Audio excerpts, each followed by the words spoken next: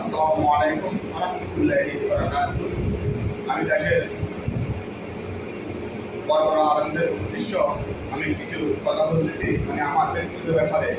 আমি আমার ওয়াইফের ব্যক্তিগত ব্যাপারে। আমি একজন সৌদি প্রবাসী।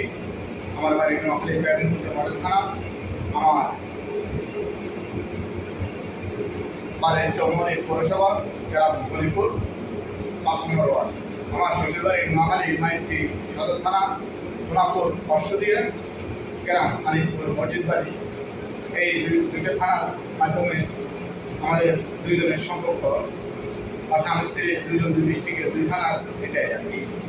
আসলে আমি আমার ওয়াইফের সাথে আজকে দীর্ঘ 1 বছর আমার সাথে মনোভাব একটা কথার বেশি নিয়ে যায়। আমার ওয়াইফের কিডনিতে সমস্যা ছিল, আমি অপারেশন করাইছি খুবই বা হাত পরীক্ষা করে অপারেশন করতে হয়। আমার একটা সমস্যা গেল, আমার নাকের মুখের রক্ত যেত। আমি আমার ওয়াইফের কাছ থেকে টাকা চাইছি, কারণ সন্ধ্যাবেলা ঘন্টা দিয়ে আমার টাকা দিয়েও যাই, কারণ আমার টাকা দেওয়া এটা নিয়ে একটা মনোবাদ হয়েছিল। মনোবাদের পরে মনোবাদ সমস্যা সমাধান হয়ে গেছিল। সমাধান হয়ে যাওয়ার পরে উনি আমার 2 মাস পরে আমার বাড়িতে 10 দিন আগে আমার বাড়িতে গেছে।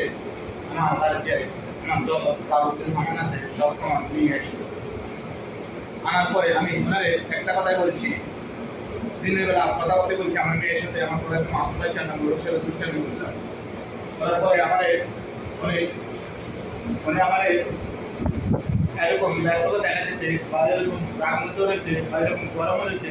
আমি ওনারে একটা কথা বললাম, এরকম রাগান্বিত বা কি লাভ, বা এরকম গরম হয়ে বা কি লাভ, বা এরকম ব্যস্ততা দেখা লাগবে তুমি কি লাগাম যে এসব ব্যস্ততা দেখা যাচ্ছে ভালো, এরকম গরম দেখা যাচ্ছে আমার বাড়ি থেকে সব সামান কি আনি কি তুমি সব সামান আনি কি সব সামান নিয়ে আসো না, ঘরের ফ্যানটা বাদে সব সামান নিয়ে আসো।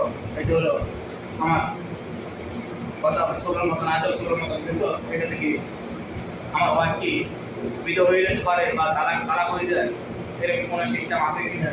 কিন্তু কথার মাধ্যমে ছোটোর মতন আছে, ছোটোর মতন দিত আমার ওয়াইফ তালাক হয়ে যেত, এমন কোনো সিস্টেম কি আছে কিনা।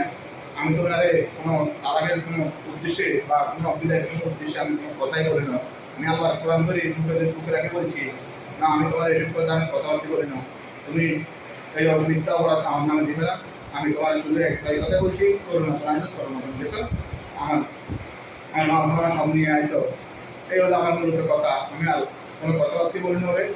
ও এখন একটা কাপের একটা নাস্তিক, একটা বেদিন, একটা ইহুদি, একটা খ্রিস্টান, এগুলো বলে টিকটক বানানা আর এখন পরক্রিয়া করে।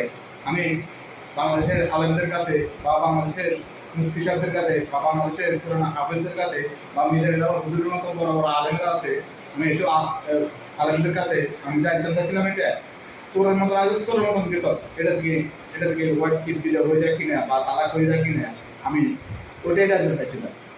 তো আসলে মূলত আমি এসব কোনো কথা বলতে বলি না। আজকে 1 বছর সেটা নিয়ে আমার ওয়াইফের সাথে আমার বন্ধ। আমি সমস্যাটা সমাধান করতে পারি না। সামাজিক ব্যাপারে ওদের গার্জেনেরা আমি সবাই কাছে বিচার দিচ্ছি, আমি বিচারটা পাইলাম না। তো দয়া করে এখন বড় বড় আলেমেরা আছেন বা আমার কথাগুলো শুনি আমার একটু জানাবার মতন একটা ব্যবস্থা করে দিয়ে। আমি একটা নাম্বার আছে, আমার হোয়াটসঅ্যাপ নাম্বার আছে। আমি আমার হোয়াটসঅ্যাপ নাম্বারটা যে কোনো ভিডিও হবে আমার কষ্ট করে হোয়াটসঅ্যাপে অ্যাড করে আমার ভয়েস করে জানা দিলে চলবো, বা আমি ভয়েসটা ওদের কাছে পৌঁছে দিতে পারো। এটা আমার অনুরোধ। আর দয়া করে আমার ভিডিওটা যে পাবেন একটু শেয়ার করে দেবেন। আমার কোনো ইনকাম নেই, আমার কোনো কিছু নেই। আমি একজন সৌদি প্রবাসী, আমি ভিডিও করে কোনো ইনকাম করে খাই না। আল্লাহ আমার এইসবগুলো থেকে মাফ করুক। আমি কোনো নারীর সাথে পরকীয়াতে লিপ্ত নাই, কোনো নারীর সাথে আমি জানাগাতে আমি লিপ্ত নাই। আমি আমার ওয়াইফ আছে, আমার ওয়াইফের আশা করি, আমার সংসার আশা করি। আমি আজকে 7 বছর ধরে করে রেখেছি। এই হলো আমার অনুরোধ। বড় বড় আলেমরা আছে, আমরা কষ্ট করি এইগুলা একটু জানা দিবেন, মশলাগুলা রাখলাম। ভালো থাকবেন, শুভ থাকবেন। আল্লাহ হাফেজ। আসসালামু আলাইকুম ওয়া রাহমাতুল্লাহি ওয়া বারাকাতুহু।